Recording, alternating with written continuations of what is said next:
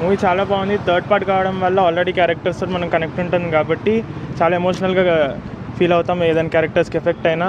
And మన Indian సినిమాలో ఉన్నంత డ్రామాని ఈ సినిమాలో కూడా ఉంది. ప్రతి క్యారెక్టర్కి ఎమోషన్స్ అదంతా చాలా బాగుంది. And first part second part తోటి కంపేర్ చేస్తే ఇది చాలామందికి అంత నచ్చకపోవచ్చు, కానీ it's a better film comparatively. Emotions, definitely emotions and the drama చాలా బాగుంది. స్టోరీ అండ్ ఎమోషన్స్ ఉన్నాయి కదా సార్. ఇప్పుడు మన చాలా సినిమాలు మనకు సినిమా చూసిన ప్రతిసారి మన తెలుగు సినిమాలు కొన్ని రిఫరెన్సెస్ కూడా అర్థమవుతాయి. మనకి రిఫరెన్స్ ఇంటెన్షనల్గా తీసుకుని ఉండరు, కానీ ఆ డ్రామా ఉంది కాబట్టి మనకు చాలా ఇండియన్ సినిమాస్ కూడా కనిపిస్తాయి దాంట్లో. ఫ్యామిలీ బాండింగ్ ఎలా అనిపించింది? ఫ్యామిలీ బాండింగ్ ఇట్స్ అదే main core story of the Avatar. Avatar is about family drama and family emotions, connect nature, everything, basic human emotions. ప్రతి ఒక్క మనిషికి ఏం కావాలో అదన్నీ ఎలిమెంట్స్ ఈ మూవీలో ఉన్నాయి. ఎలివేషన్స్ అంటే డ్రామా పరంగా ఎలివేషన్స్ ఉన్నాయి, కానీ పర్టికులర్ ఎలివేషన్స్ అంటే ఏం లేవు.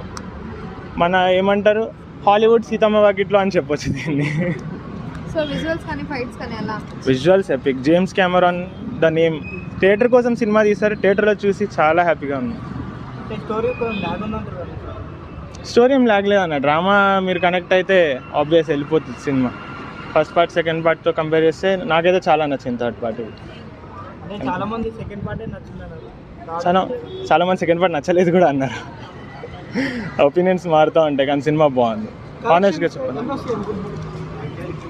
హోపింగ్ సెకండ్ దాని కంటే ఎక్కువ రావాలని, సో దట్ ఫోర్త్ పార్ట్ చూడాలని ఉంది. So I hope it would be better then second part.